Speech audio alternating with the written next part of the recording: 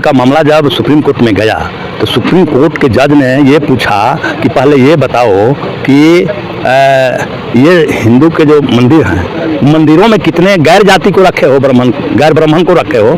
तो सरकार भाग चली, मुस्लिमों पर, दलितों पर तो उसका एकदम निशाना है। हमने निर्णय लिया है कि हमारा वो बुद्ध मंदिर मुक्त हो और नहीं तो ये नीतीश से बिहार मुक्त हो। ये फैसला हम देने जा रहे हैं। नमस्कार, आज मैं उजियारपुर विधानसभा के चैता पंचायत में हूं, जहां पर भाकपा माले के विधायक माननीय सत्यदेव राम जी हैं, जो आज यहां पर हो रहे जुर्म जाति अत्याचार के खिलाफ प्रतिशोध मार्च निकालकर अपने दुख और सामंतवादी को जवाब देने की कोशिश किए हैं। नमस्कार सर, मेरे चैनल में आपको स्वागत है। जी, आपका स्वागत है। जी जी, अभी जो पूरे बिहार में खास करके पूरे भारत से BTMC एक्ट के लिए आंदोलन चल रहा है और कई नेता आवाज़ तो उठाए हैं, लेकिन इसका कोई सलूशन नहीं मिल पाया है।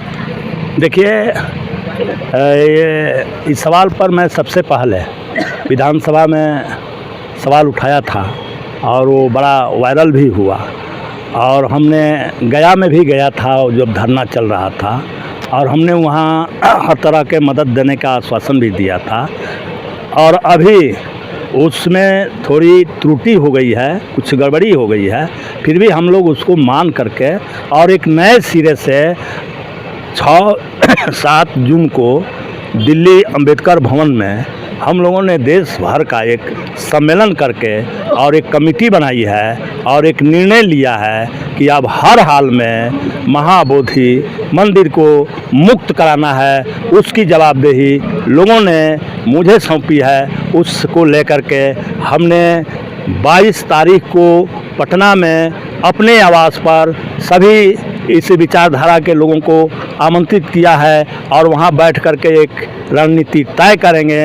और एक हम फैसला लिए हैं कि विधानसभा का जुलाई में सत्र चलेगा, हम बाहर में सब लोग सड़क पर ये मांग करेंगे, मंदिर की मुक्ति की मांग करेंगे और विधायक लोग सदन के अंदर मांग करेंगे और यह सवाल सरकार के शीर्ष तक पहुंचा करके और एक निर्णय में जाने का फैसला किया।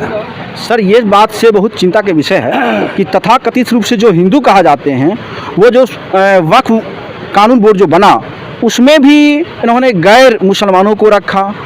क्या इस प्रकार के अन्य धर्मों में, सभी धर्मों में संगठन में जाकर गैर जो धर्मावलंबी हैं उनको रख के ये क्या दिखाना चाहती है सरकार?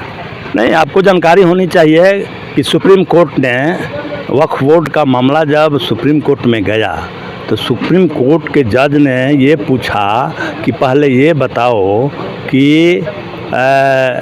ये हिंदू के जो मंदिर हैं मंदिरों में कितने गैर जाति को रखे हो, गैर ब्राह्मण को रखे हो। तो सरकार भाग चली, जवाब नहीं दी। हम कहते हैं कि ये BT एक्ट के तहत ये भी सवाल पूछा जाएगा उन लोगों से कि आप क्यों उसमें रहना चाहते हैं, और नहीं तो आप दलितों को मंदिरों में आप वो हिस्सा दीजिए। ये दोनों सवाल होगा और निश्चित रूप से यह सरकार उसका जवाब नहीं दे पाएगी।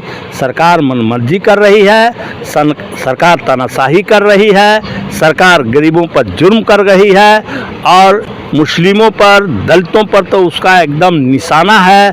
हम लोग इसके खिलाफ लड़ाई शुरू किया है, हमने पूरी रणनीति बनाई है और इसके खिलाफ हम लड़ने जा रहे हैं और 22 को हम ये तय करेंगे और ये एक बड़ी सभा करके हम सरकार के कानों तक ये आवाज़ पहुंचाएंगे और सत्र के दौरान ये करेंगे और फिर सत्र के बाद भी करेंगे।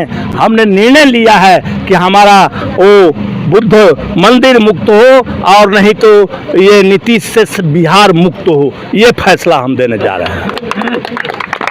एक आखिरी क्वेश्चन सर, एक आखिरी क्वेश्चन कि बिहार विधानसभा 2025 है, जिसमें महागठबंधन की तरफ से तेजस्वी यादव जी हैं और NDA की तरफ से माननीय नीतीश कुमार जी को चेहरा बनाया गया है। तो इन तमाम पहलुओं को देखते हुए क्या महागठबंधन NDA के तमाम दलित नेताओं, चाहे वह चिराग पासवान या जीतन राम मांझी हो या उनमें जो अन्य जो सेकुलर छवि के हैं, क्या कुछ महागठबंधन के नेता हैं जो उनका सामना कर पाएंगे?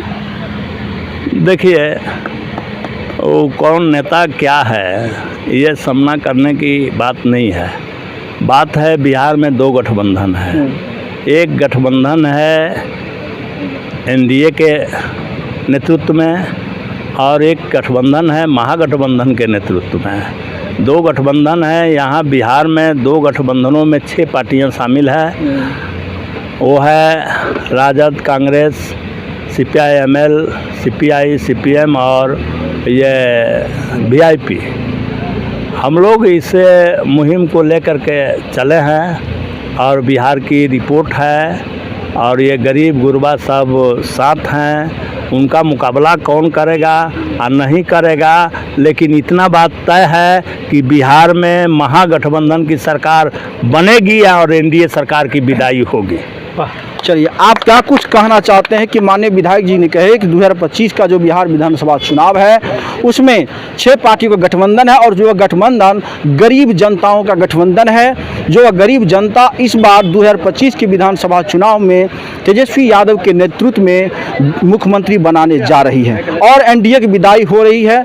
आप जो सोचते हैं कमेंट्स में लिखें और जो भावनाएं हैं उसको व्यक्त कीजिए। मैं आपके साथ ब्रजमोहन गौतम।